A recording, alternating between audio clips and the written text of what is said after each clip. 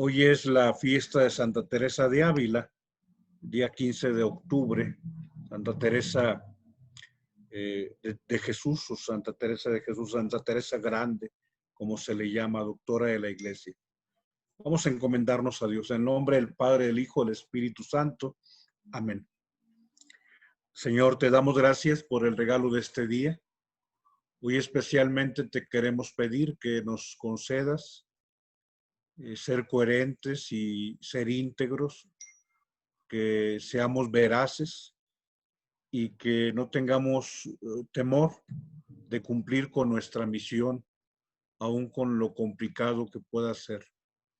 Gracias, Señor, porque nos permites hoy amanecer, ya tener algunos elementos del día de trabajo, pero hoy ofrecerte esta jornada en este centro de ayuda a los hermanos más necesitados. Bien, iba a ponerles otra imagen más de los profetas. Aquí está Ezequiel, está Jeremías, está Isaías, falta Daniel. También en la Capilla Sixtina están los grandes profetas. Miqueas también se encuentra ahí en la Capilla Sixtina. Y lo ponía sobre todo en orden a ubicar el Evangelio del día de hoy, la conclusión del capítulo 11 de San Lucas, en torno a la suerte del profeta. De la sabiduría habla de cómo los profetas terminan siempre con una muerte cruenta, una muerte muy dolorosa. No obstante, el profeta es alguien ligado a la verdad, es alguien veraz. Quisiera recordar un pasaje en la vida de don Helder Câmara. Don Helder Câmara, obispo brasileño. Él en sus diálogos tiene un libro llamado La conversión de un obispo, de don Helder Câmara, La conversión de un obispo. Y en ese libro él habla no de una conversión, sino de varias, como la tuya y como la mía, porque la conversión será toda la vida. Yo creo que cuando nos falte un día, todavía por estar aquí en el tiempo, todavía habrá cosas que cambiar. Pero él habla de cómo se reconvirtió concretamente, sobre todo hacia los más pobres, hacia los más vulnerables, los que tienen más carencias. Y él menciona en ese libro de la conversión de un obispo, dice, qué extraño, cuando yo predico, la gente me invita a café y galletitas. Y cuando Jesús predicó, lo llevaron al Calvario. Qué extraño. Cuando yo predico, a mí me invitan café y galletitas y a él lo llevan al Gólgota. ¿Estaremos predicando lo mismo? Y bueno, él se cuestionaba. Creo que hoy que se habla acerca de la suerte del profeta, debemos hablar de cómo el Evangelio y la predicación del mensaje de Dios es un mensaje complejo, difícil y sobre todo que no se acepta. Vamos pues al texto del libro de San Lucas, del Evangelio de San Lucas, que el Señor hoy nos regala.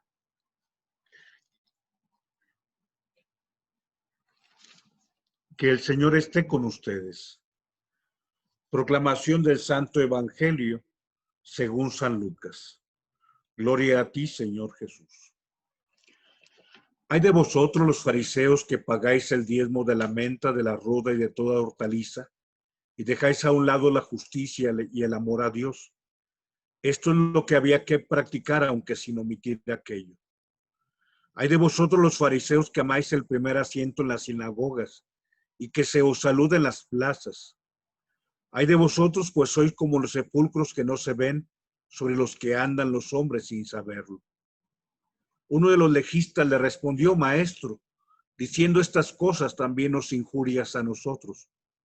Pero él dijo, hay también de vosotros, los legistas, que imponéis a los hombres cargas intolerables y vosotros no las tocáis ni con uno de vuestros dedos. Hay de vosotros porque edificáis los sepulcros de los profetas que vuestros padres mataron. Por tanto, sois testigos y estáis de acuerdo con las obras de vuestros padres porque ellos los mataron y vosotros edificáis. Por eso dijo la sabiduría de Dios, Les enviaré profetas y apóstoles y a algunos los matarán y perseguirán, para que se pidan cuentas a esta generación de la sangre de todos los profetas derramada desde la creación del mundo, desde la sangre de Abel hasta la sangre de Zacarías, el que pereció entre el altar y el santuario. Sí, os aseguro que se pedirán cuentas a esta generación. Hay de vosotros los legistas que os habéis llevado la llave de la ciencia. No entrasteis vosotros y a los que están entrando se los habéis impedido.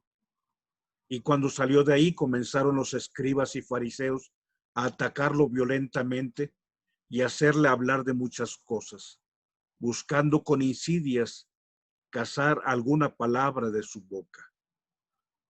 Palabra del Señor. Gloria a ti, Señor Jesús. Bien, he subrayado el versículo 49 y el versículo 53, donde refiere que la sabiduría, es decir, la revelación de Dios, menciona que nos envía profetas y apóstoles y algunos los matamos y les perseguimos. Y hace el elenco, dice, hasta Zacarías, desde Abel hasta Zacarías, versículo 51. Pero el versículo 53 precisamente habla acerca de ese inicio del ataque violento a la persona de Jesús.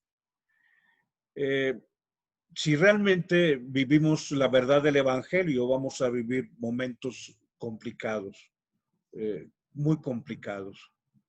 Yo quiero agradecerle a Dios por el regalo de nuestros obispos y solamente te refiero a uno de ellos, que tú ubicas bien, el cardenal don Adolfo Suárez Rivera. Don Adolfo fue un hombre de una pieza, un servidor me tocó tratarlo. Y bueno, hubo varios, o no varios, sino una serie de desaires hacia su persona. Puedo referir uno solo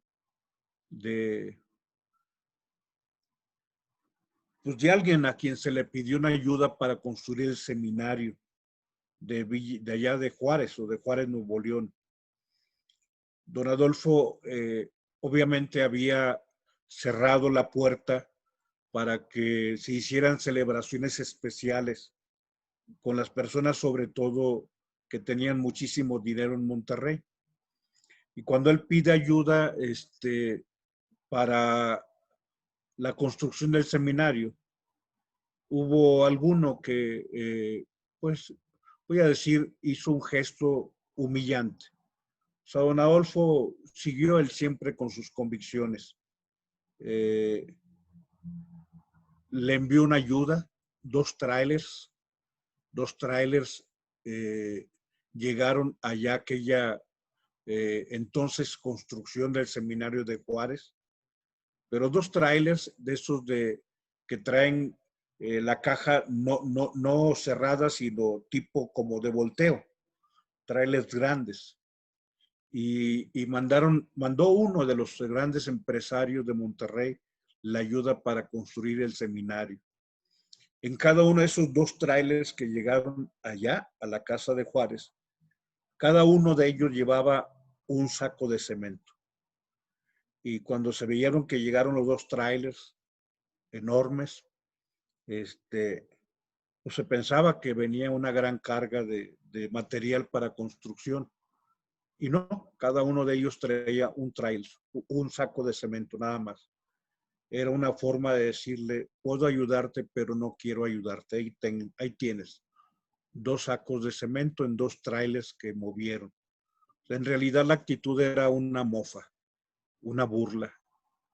Pero don Adolfo siempre fue íntegro. Don Adolfo Suárez Rivera. Otra de las cosas que a lo mejor es bueno que recuperemos, quizá en la tarde lo comentamos un poquito más.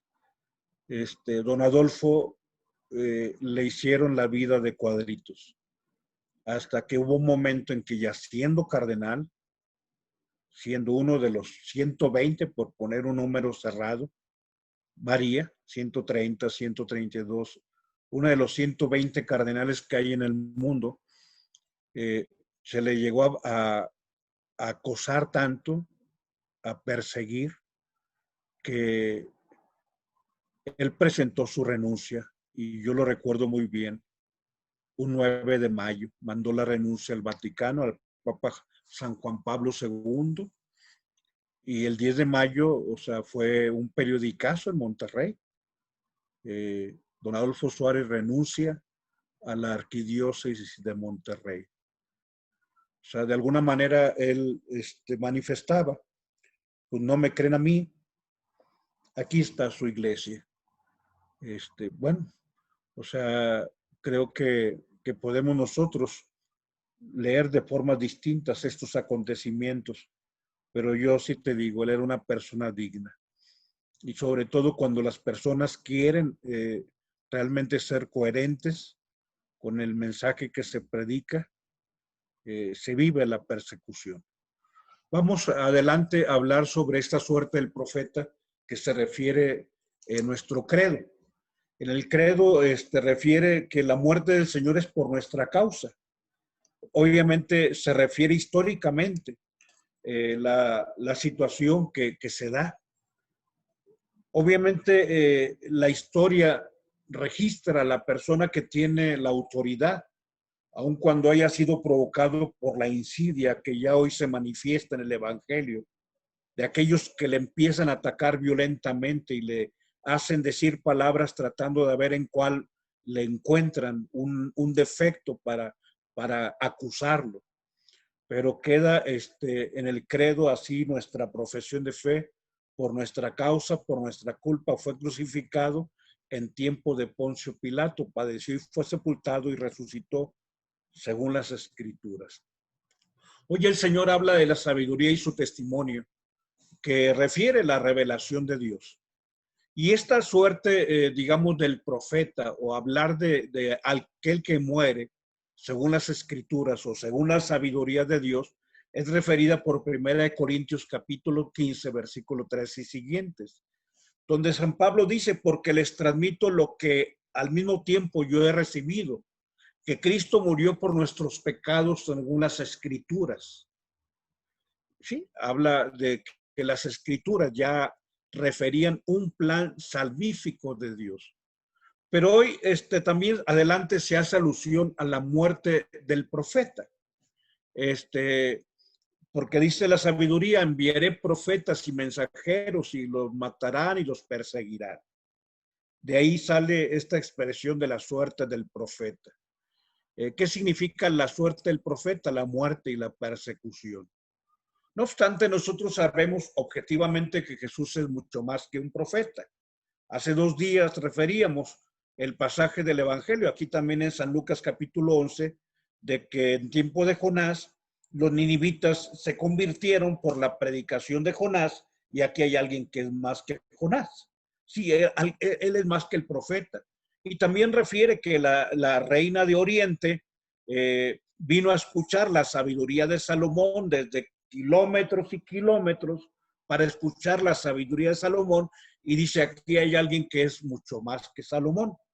Objetivamente el Señor es más que Jonás, más que Salomón, más que David, más que Abraham, más que Moisés, más que Josué, más que profeta. Pero la referencia en este caso a la expectativa de un profeta se tiene el libro del Deuteronomio capítulo 18, versículo 18, donde se habla del anuncio que enviará un profeta como lo fue Moisés. Y sabemos a lo largo y ancho del Evangelio que la predicación de Jesús impacta, porque hablaba no como los escribas y los fariseos. O sea, Jesús es aclamado como profeta, y ahí aparece por lo menos 6 textos que te refiero: Mateo 21, Marcos 6, 8, Lucas 9, Lucas 14, Juan 7. Incluso los milagros que Jesús realiza hace que aquellos que ven los milagros dicen: un gran profeta ha nacido entre nosotros, Dios ha visitado a su pueblo. O sea, esas expresiones en Lucas y Juan: un gran profeta ha surgido entre nosotros. O sea, la gente dice: vino el profeta, lo que Moisés había anunciado ha venido. reitero, Jesús es más que profeta, pero la gente está leyendo lo que están viendo. Cuando ven los milagros, Juan 6, versículo 17, multiplicó panes y sació el hambre de más de 5,000 personas. Pues la gente se queda boquiabierta y dice, un gran profeta ha surgido entre nosotros, o sea, un hombre de Dios. A raíz, pues, de la mala acogida de sus paisanos en Nazaret, el Señor refiere una alusión de su persona y de su suerte precisamente al profetismo. En Mateo 13:57 dice, solo en su pueblo y en su casa es menospreciado el profeta. Sí, ahí es donde es menospreciado. Y sobre todo, bueno, ya también se hacía alusión, sobre todo en la primera predicación, en el capítulo 4 también de San Lucas, cuando llegó a la sinagoga y tomó el libro del profeta Isaías, el Espíritu de Dios está sobre mí, me ha enviado a anunciar la buena nueva a los pobres. Y dice, este texto de la Escritura se ha cumplido hoy. Y lo quieren desde ahí ya lapidar, y el Señor refiere que un profeta no es escuchado por su gente. También refiere el Señor en Lucas 13:33, sobre todo en torno a un Herodes que tiene ganas de conocerlo, el morbo que tenía Herodes. Y le dicen al Señor, cuídate, porque Herodes te anda buscando. Y el Señor dice, díganle a este zorro que yo nunca me escondo, que he predicado así lo abierto. Y luego refiere, no es posible que un profeta muera fuera de Jerusalén. Otra vez la alusión a su muerte. Junto con ser profeta, Jesús es también la verdad. Porque si algo predica el profeta es la verdad. Y Jesús posee ese rasgo de la verdad.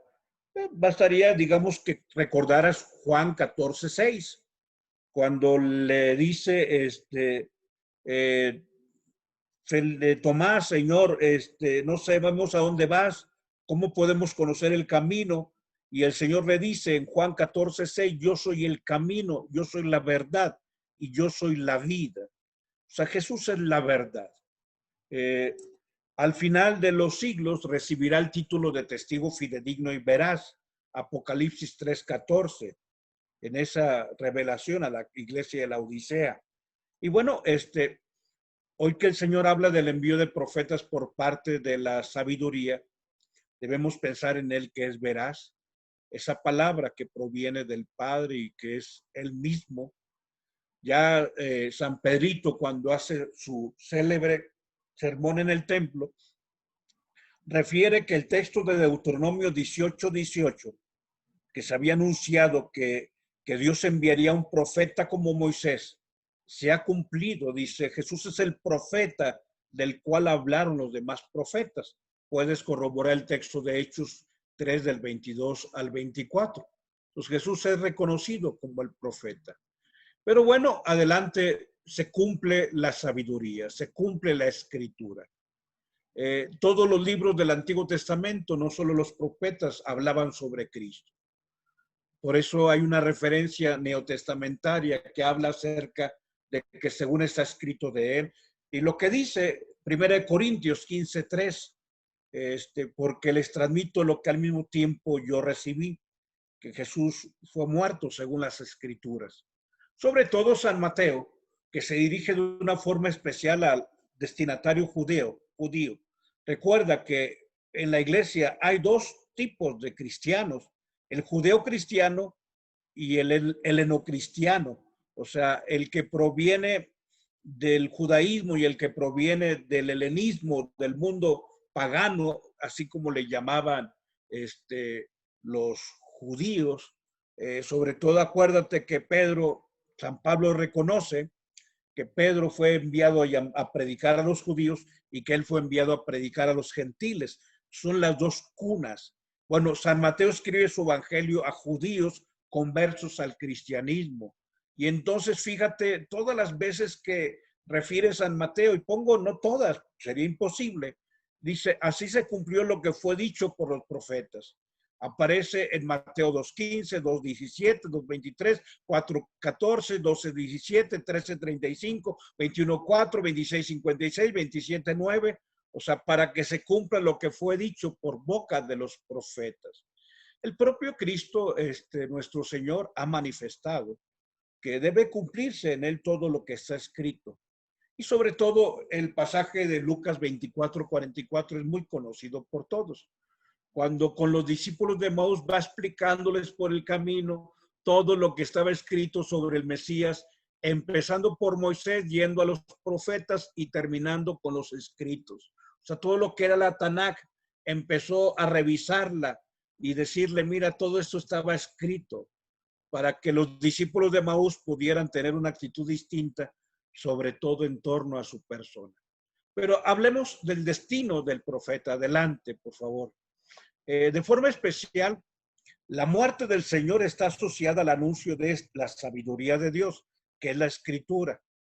Ya desde las primeras teologías, la muerte de Jesús se manifiesta como el punto más alto, la cumbre del destino trágico de todos los profetas.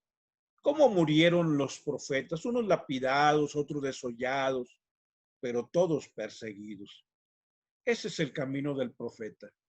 Y es lo que Jesús reconoce sobre todo en torno a un destino de sangre que es derramada sobre la tierra, y en una expresión hermosa de la primera palabra en la cruz, Abba, Abba, perdónales porque no saben lo que hacen. La experiencia de Jerusalén como la que mata a los profetas va a quedar impresa en ese texto de Mateo 23:37. Jerusalén, Jerusalén, la que matas y apedreas a los profetas. ¿Cuántas veces quise reunir a tus hijos como la gallina reúne a sus polluelos y tú no has querido? Pero llegará día en que sobre esta ciudad no quede piedra sobre piedra. Sí, el destino del profeta. Adelante, concluimos hablando solamente de algunos ejemplos de cómo murieron ellos. Reitero, no son todos, prácticamente son los 4 mayores, 2 de los menores. Isaías hay 2 corrientes. Una de las que yo soy el más adepto es que murió desollado. ¿Sí? Se le fue con vida, con un arma blanca lo sumamente filosa, empezar a estirar la piel y a hacer cortes, y al siendo cortes estirarla para martirizarlo. O sea, era una forma de hacerlo sufrir y de hacerle pagar las cosas de las verdades que les dijo en su cara. Recuerda cómo terminó el Bautista cuando predicó que no le era lícito estar casado con la esposa de su hermano Filipo. ¿Sí te acuerdas? Pues bueno, lo fueron desollando a Isaías. Algunos otros, hay otra tradición que dice que murió aserrado, o sea, en la sierra, partido en 2. Cualquiera de las 2 expresiones son sádicas totalmente. El mundo no acepta la verdad, pero el profeta debe hablar de la verdad. Jeremías muere en el destierro. Es el profeta que salió al destierro. Acuérdate sus anuncios cuando sale con aquella mochila. Sí, o sea, mochila, es decir, o sea, un artefacto nuestro. O sea, salió con su maleta y le dicen, ¿ahora qué estás haciendo, profeta de calamidad? Pues así como yo salgo, así saldrán ustedes con todas sus cosas. Pues bueno, él sale precisamente con su pueblo al destierro, y allá lo lapidaron, lo apedrearon, los de su mismo pueblo. O sea, no murió. Aquí es quizá lo más lamentable. sea, lo mismo pasa con nuestro Señor. A nuestro Señor lo matan los suyos. A nuestro Señor no lo mataron los malos, lo mataron los buenos. Es que los malos mataron a nuestro Señor, no, los aparentemente buenos, los oficialmente buenos. A Jesús no lo mataron los ateos, lo mataron los religiosos. Dios, hecho hombre, fue muerto por el hombre religioso. Ezequiel murió en Babilonia, mártir por reprochar a su pueblo la idolatría. También sobre Daniel no sabemos exactamente cómo, pero también murió en Babilonia. Oseas también su vida terminó exiliado. Amós murió después de haber sido golpeado. O sea, a veces ese golpearlo y no matarlo es otra forma sádica. O sea, porque si te mato ya se acabó el dolor. Pero no te voy a matar, no te voy a dar ese gusto. Te voy a dejar agonizando.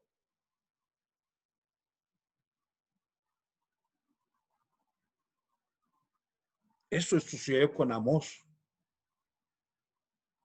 Lo golpearon para que ya no regresara a la vida normal, sino que fuera extinguiéndose su vida poco a poco. Eso es sadismo. Bueno, pidamos a Dios el día de hoy ser veraces, ser sus testigos. Y no tenerle miedo cuando de pronto algunas cosas no nos salen, sino que al contrario, hay quien no entiende, no acepta, pero eso no debe impedir que seamos veraces. En nombre del Padre, del Hijo y del Espíritu Santo. Amén.